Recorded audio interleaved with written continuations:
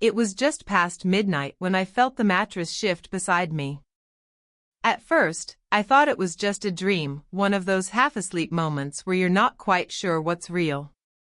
But then I opened my eyes and saw my son standing by the edge of the bed. His little hands were clutching his blanket, his face half lit by the moonlight slipping through the curtains. He didn't say a word. He just crawled in beside me quietly, like he had done 100 times before whenever he had a nightmare or just wanted to feel safe. It should have felt normal. But this time, something felt off. My husband wasn't home. He'd been working late again, or at least that's what he said. Lately, he'd been full of reasons to be away, work trips, last-minute meetings, friends he hadn't seen in years suddenly popping up for drinks. At first, I didn't question it. I wanted to believe him. We'd built a life together, had a child, made promises. You don't just start doubting someone overnight, unless something makes you. That night, when my son slipped into bed, I was exhausted. Physically, emotionally, all of it. So I just pulled the blanket over us both and let sleep take me again. But only for a while. A few minutes later, I felt him squirming next to me, restless in a way he usually wasn't. I turned toward him, ready to comfort him, and that's when he whispered something that made my blood run cold. He asked, Mommy, why did Daddy tell that lady she was prettier than you? I froze.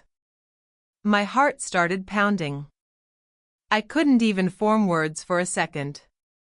I just stared at him in the dark, hoping I misheard. But he said it again, clearer this time, slower, like he thought I didn't understand. At the park, Daddy told the lady she looked prettier than you. She laughed, and then he gave her a hug. I saw it. There's a kind of pain that doesn't show up right away. It sneaks up on you slowly, wrapping itself around your thoughts until you can't think of anything else. That's what happened to me in that moment. I wanted to ask questions, but I didn't want to scare him. I didn't even want to believe what he was saying. So I did what most parents do when they're trying to protect their kids from something too complicated. I told him it was okay. I told him maybe he misunderstood. I told him to sleep. But I couldn't. Lying there, wide awake, I replayed every moment from the last few weeks. The phone always flipped over when I came into the room. The new cologne. The gym membership he suddenly cared so much about. The way he looked at me lately, like I was familiar, but not special. Like I was just there. And now, this. Words from the mouth of a child who had no reason to lie, no idea what he'd just dropped into my lap. I spent the rest of the night staring at the ceiling, listening to my son's soft breathing. 100 thoughts ran through my mind. Was he imagining it? Could it be someone else? Was I just overthinking again? Or was this the confirmation I'd been silently avoiding? Morning couldn't come fast enough. But when it did, everything looked the same. The house. The breakfast table. The sound of the front door unlocking as my husband walked in like nothing was different. He kissed me on the cheek, poured his coffee, and asked about our night. I smiled. I nodded. But inside, something had shifted. And that was just the beginning. What I found out next would not only change the way I saw him, but change everything I thought I knew about our family. You're not going to believe what happened after that night. I went through that morning like I was playing a part in someone else's life. Making breakfast, packing lunch for my son, pretending everything was normal when my mind was anything but. My husband sat at the table scrolling through his phone, laughing softly at something he read. He looked relaxed, like a man without a care in the world. I watched him closely, wondering how he could be so calm, so casual, if what my son said was true. He caught me looking and smiled. That same smile I used to love. But now, I didn't know what to feel. I couldn't stop wondering who that woman at the park was.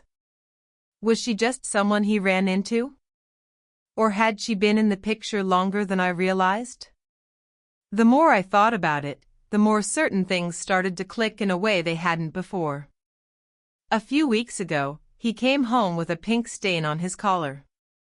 I asked about it, and he laughed it off, said someone at work spilled fruit punch during a meeting. I believed him, mostly because I wanted to. And then there was the time I found a receipt in his jacket pocket for a dinner at a place we'd never been to together. He said it was a team dinner, and I didn't press it. But now, all those little red flags were starting to line up in a way that was hard to ignore. Later that day, I sat on the couch while my son napped, holding my phone, staring at his contact. I wanted to ask him directly. I wanted to hear him say it, deny it, explain it, anything. But something stopped me. Maybe I wasn't ready to hear the truth. Or maybe I was afraid of what it would mean if he lied again. So instead, I decided to look for answers myself. I started with his social media. Nothing obvious. He didn't post much anyway, not the way he used to when we were first married. Then I checked the photos saved on our family computer. Most were of our son, a few of us together. But tucked away in a folder labeled Work Docs, I found something strange. A few pictures of him at what looked like a hotel event. He was dressed up, holding a drink, smiling wide.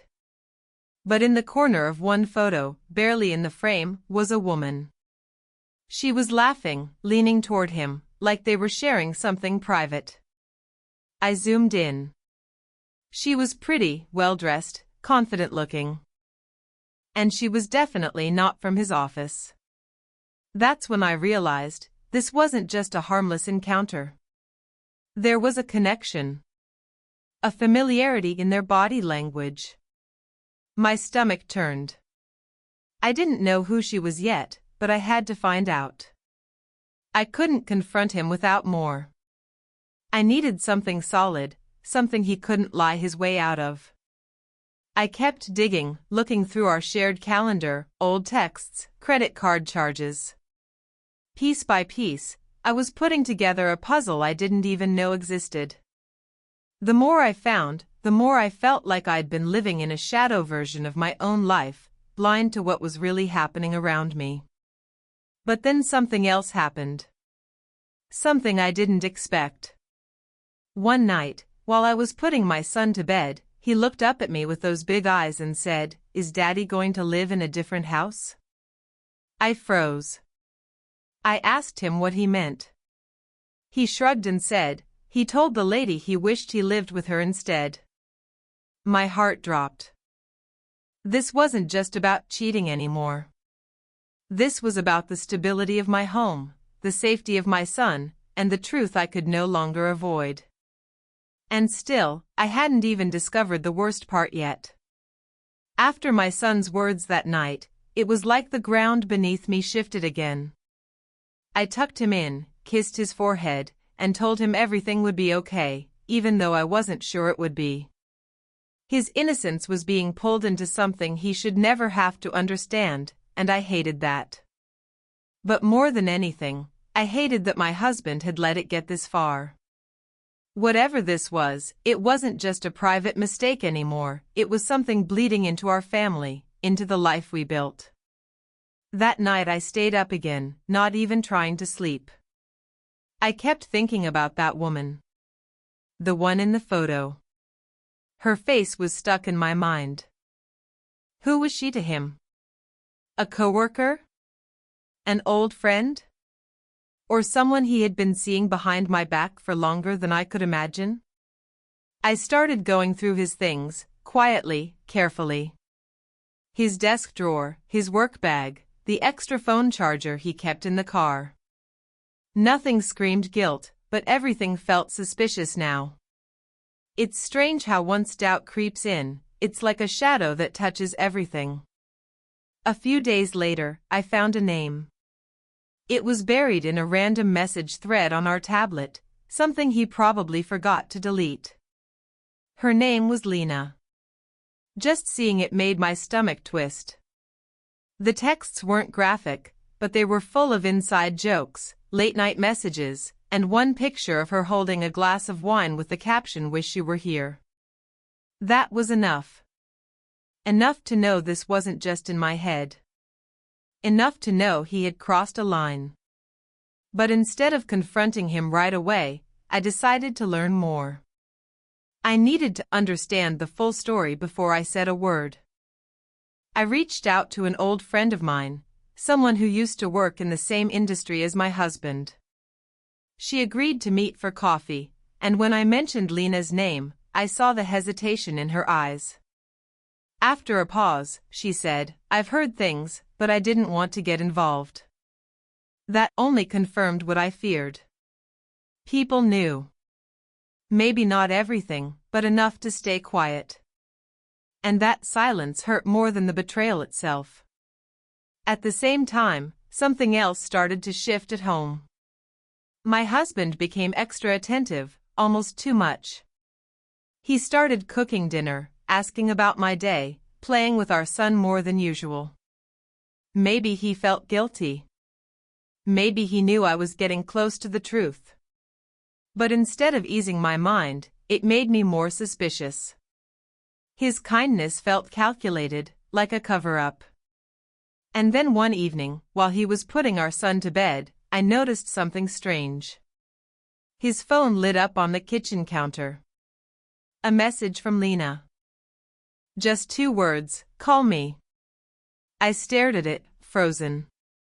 And that's when I knew I was about to uncover something even deeper than I thought. I stood in the kitchen staring at his phone, my heart pounding so hard I could hear it in my ears. The message was still on the screen. "Call me." Just that. No emojis, no explanation. But in that moment, it felt louder than a scream. I didn't touch the phone. I didn't need to. I had already seen enough. Everything I had been piecing together over the past few weeks was pointing to something undeniable, and now it was right there, glowing on the counter. He came downstairs a few minutes later, smiling, joking about our son falling asleep mid-sentence. I nodded, trying to smile back, but my face felt stiff. I kept thinking, does he know I saw the message? Is this part of the act? Or is he really so deep in this lie that he thinks I'll never figure it out? He didn't even glance at his phone. Maybe he already knew what it said. Or maybe he just didn't care anymore. That night, I couldn't sleep. I lay there next to him, listening to the sound of his breathing, wondering how many times he had lied to my face. How many quiet evenings like this had been followed by secret calls, hidden meetings, whispered promises to someone else? I kept remembering the look in my son's eyes when he asked if Daddy was moving out. The fact that even a child could feel something was wrong tore at me more than anything else. The next day, I took a risk. I followed him. I told him I was visiting my sister, but instead, I drove behind him after he left the house. My hands were shaking on the steering wheel the whole time. He didn't go to work. He didn't go to the store. He drove to a quiet part of town, parked outside a building I'd never seen before, and waited. Then she walked out. Lena. She smiled as she got into his car. And in that moment, everything inside me cracked wide open. But what happened next, that's the part one never saw coming. I watched from a distance, parked half a block away, my heart racing as I saw her get into his car. Lena. There was no mistaking it now. They sat there for a moment, talking, and then the car pulled off. I followed, trying to stay far enough behind so he wouldn't notice. My mind was spinning with everything I'd discovered. I thought I was prepared to finally catch him in the act, to confirm what I already knew in my gut. But I wasn't ready for what came next. They didn't go to a hotel or a restaurant. They pulled up to a small house on the edge of town. Not one I recognized. It was quiet, tucked away behind a row of trees. I parked down the street and watched as they got out of the car. He didn't just open the door for her, he used a key. A key he clearly already had. That's when I realized this wasn't just an affair. This was something deeper. Something that had been going on long enough for him to have a key to someone else's home. I sat frozen, trying to make sense of it. And then I saw something that nearly made me gasp out loud. A little girl came running out of the house and straight into his arms. He picked her up and kissed her forehead like he'd done with our son 100 times. Lena followed close behind, smiling. The three of them walked into the house like a family. That's when everything shifted. This wasn't just infidelity. This was a double life. All this time, while I was wondering about late-night meetings and business trips, he was out here, being someone else's husband. Someone else's father. And I had no idea. The truth wasn't just betrayal. It was a second life, built on lies. And I still hadn't even confronted him yet.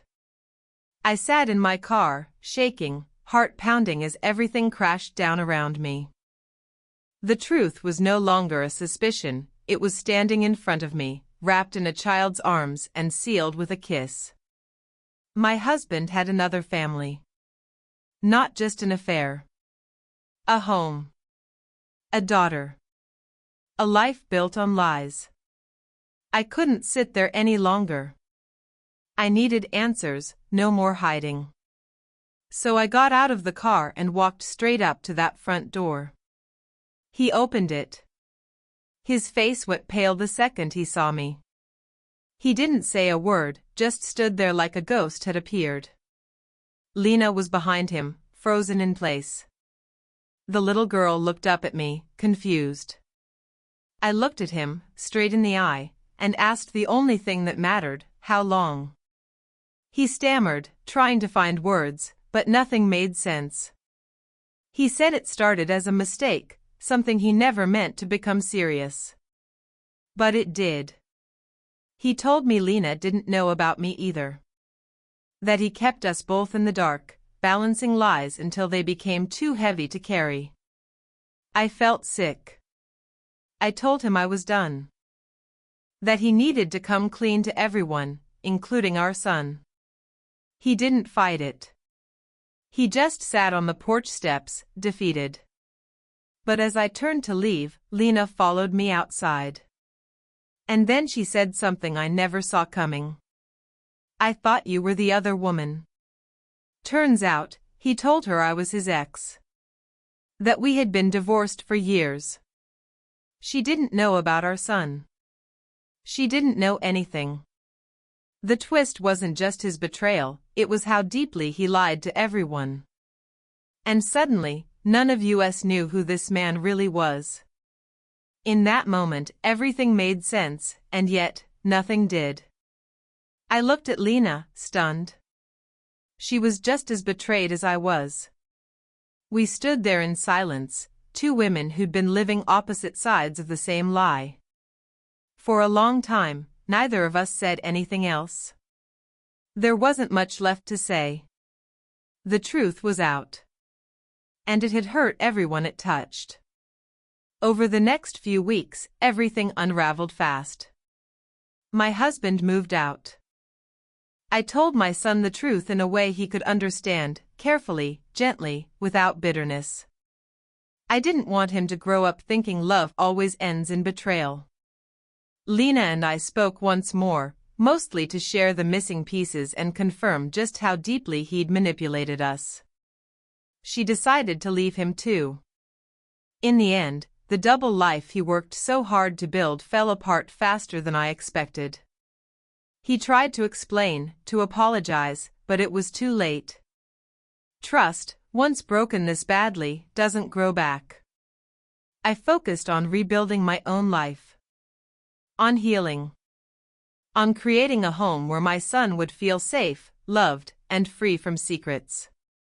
There were hard days, but also moments of peace, quiet, honest moments I'd missed for so long. Looking back, the betrayal wasn't just about infidelity. It was about deception. Control. The way someone can look you in the eyes and still hide everything. But I survived it. I came out stronger. And maybe the most important lesson I learned is this: sometimes the truth hurts, but living in lies hurts even more. That night my son came to my bed changed everything. And in the end, it led me to the truth I needed to hear.